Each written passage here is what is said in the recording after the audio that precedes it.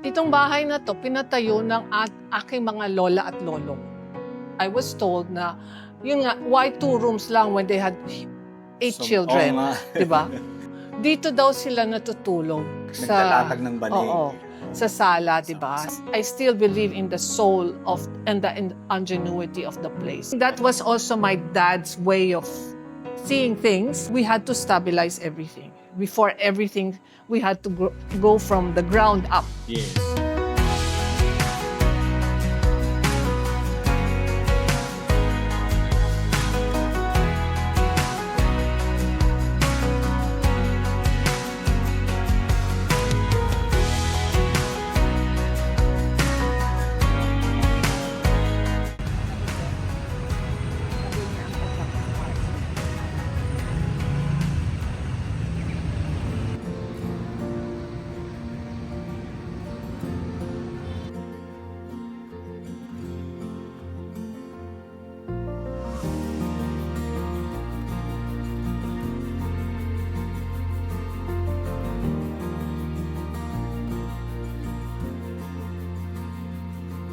Hi, Ma'am Dita.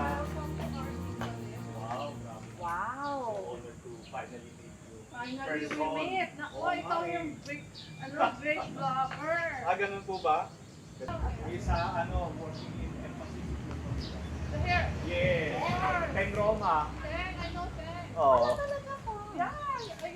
As far as I can remember and through history, itong bahay na to pinatayo ng aking mga lola at lolo.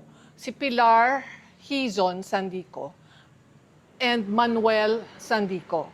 The portraits there in front are Cornelia and Saturnino. Sila yung parents nung aking lola. As I said, Cornelia was a Sison and then Saturnino was the Hizon. So my lola was the Hizon, di ba? Okay. So, and then when my grandfather married her, it became a Sandico house. Okay. They built it in 1927. So actually, my dad was born here. At ang pangalan niya, pareho ng pangalan mo, which is Fernando. Di ba? Coincidence. O, di ba?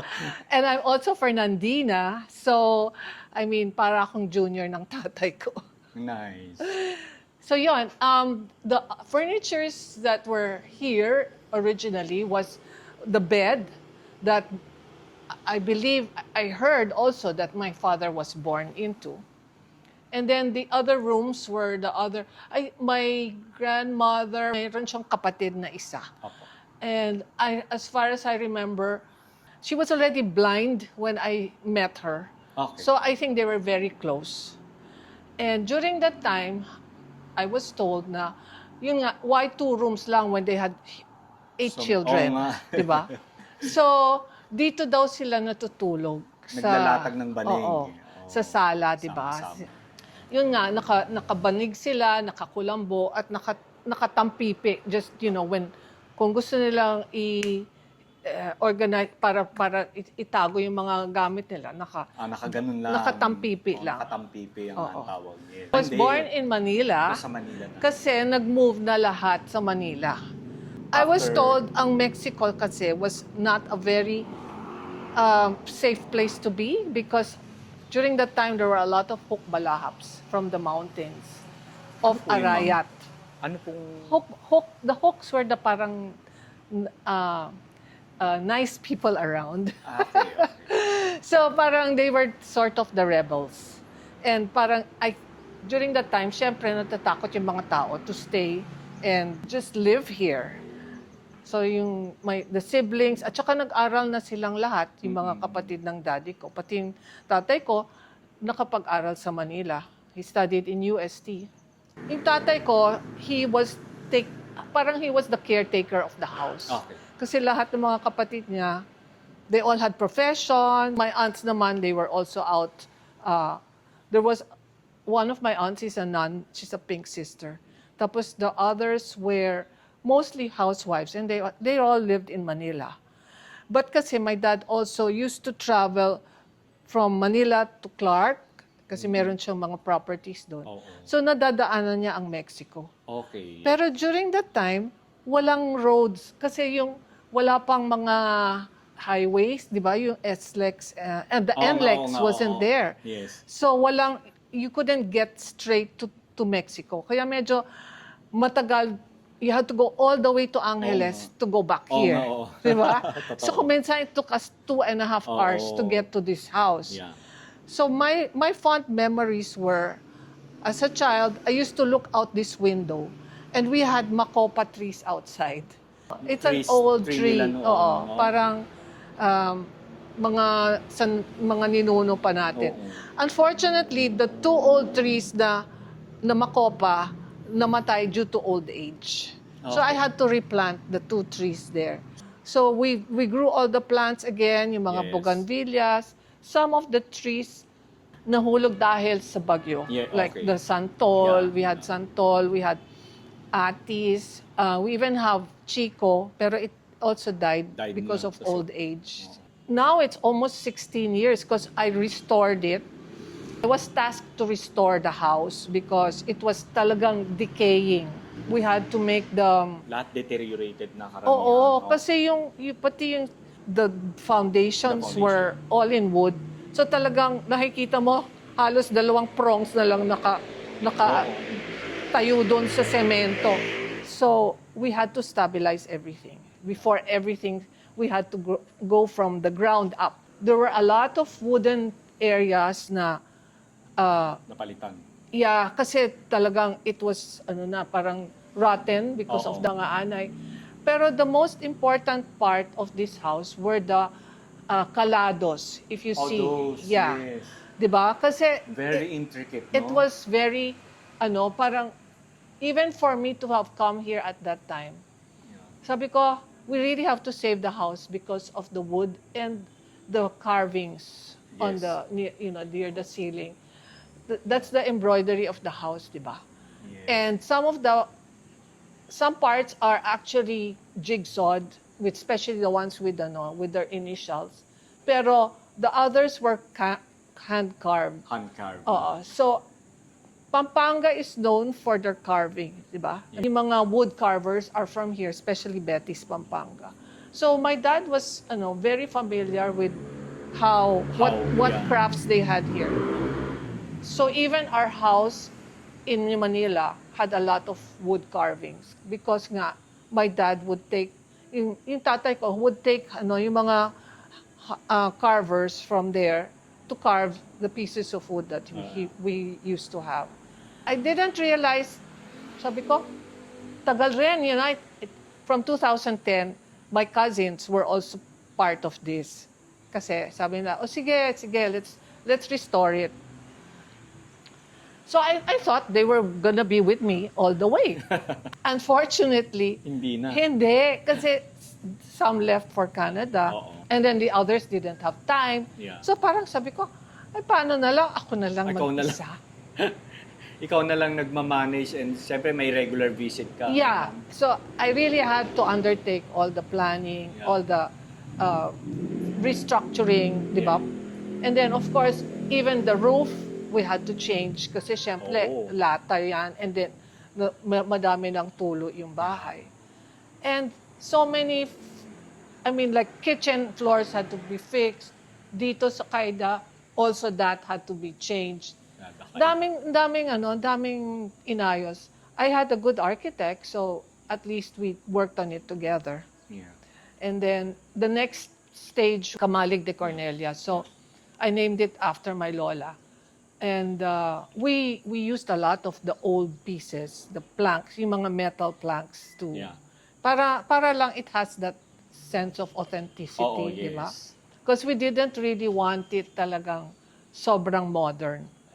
And even the house, we tried to maintain what was in here, intact.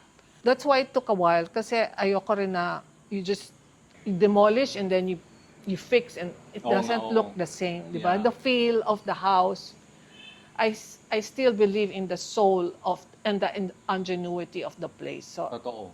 di ba? Parang Yeah. you cannot take that out, Yes. especially the wooden floors, the ceilings. It gives you that feeling of home, di ba? During yeah. that time kasi everything was made of stone and wood. Yeah.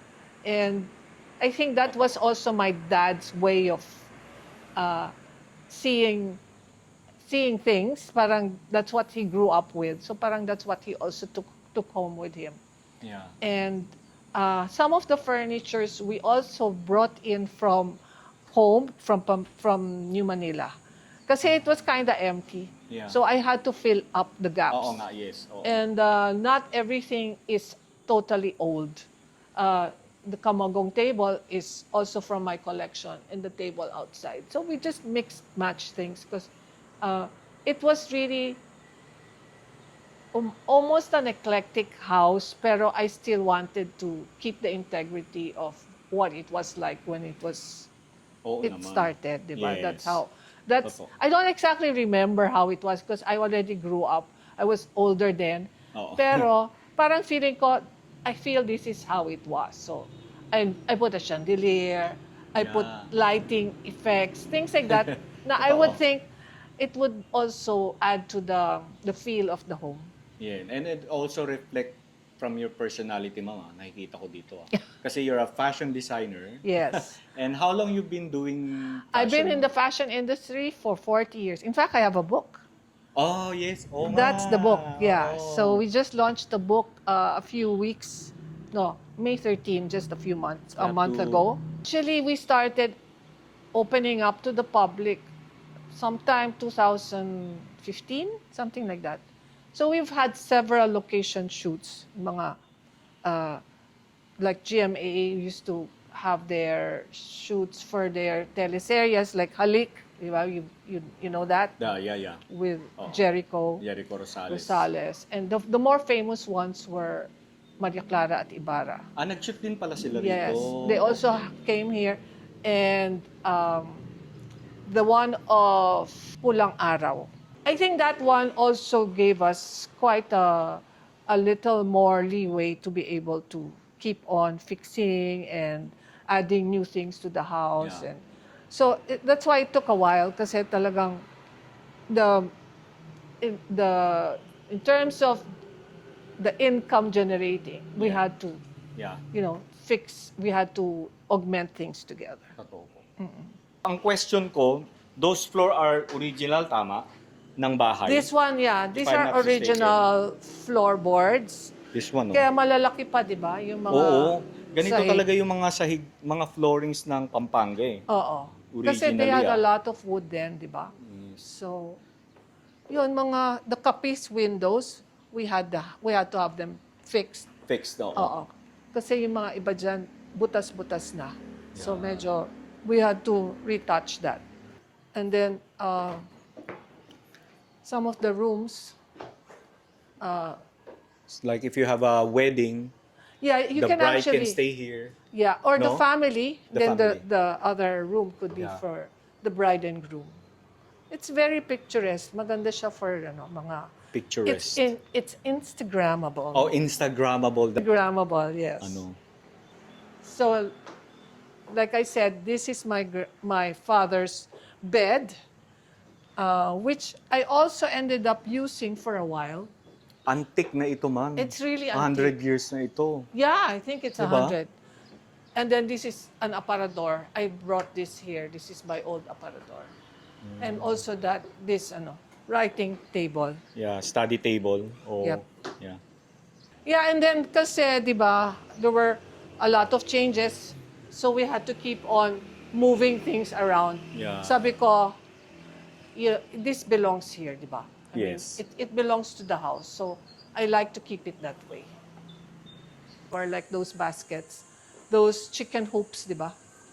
Pero we still kept the old Oo. banga. Grabe ito. Diba? I remember. So it's like how they used to cook here. They had this big for mga bibingka, 'di ba? They just Yeah, put kanin. cover and Oo, ganyan. yes. Yeah, this is the pasilyo again. But O pasilyo. yeah, but this was Like hallway. the old toilet seats.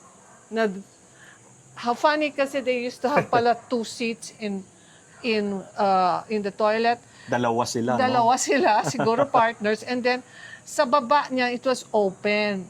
So, Yeah. ang nakakatuwa, was that they used to have pigs Oh, there. inuumba nila, kinakain. That's Yeah. total recycling of Totoo. whatever, di ba? I mean, Ito yung old stairway. Doong This- panahon daw, ma'am, ito daw stairs na to, daanan daw ng mga kasambahay. oo. Bawal kasi sila doon sa main stairways Sa main, eh. yeah, no? oo. So there Ito was an talaga. entrance for the house help, di ba? Yes. Tapos yung sa baba, dun sa area down here, was the dirty kitchen. Tapos it was called sagwan. Yung mga kabayo, di ba, mga Oo. kalesa, diyan rin nilalagay yung mga yung mga Karwahe. karwahe. Yes. So, well, we had to paint the walls and then we're making this into a Airbnb. Oh, that's good. Di ba? Para magamit rin yung space. Yes, So we have oo. 2 rooms. Pag meron kaming mga location shoots, they can use Oo, this. yes. Diba? Or events, wedding, they can stay Events, here. weddings, Oo. yeah. So, I mean, we just really tried to make the most out of the place. Siyempre, it took several years. Ito naman, ang kamalig, they used to store the rice here. Kunyari, merong harvest. Ang kamalig was actually, this area was parang haciendas. They used to have rice fields. Yeah. Everything here was rice fields. I see. So, dito, the walls of this kamalig is original. We just fortified them. And then, of course, we had to put some chandeliers and some things that kind of made it look a little better. Changed flooring, The flooring, changed oo ceiling.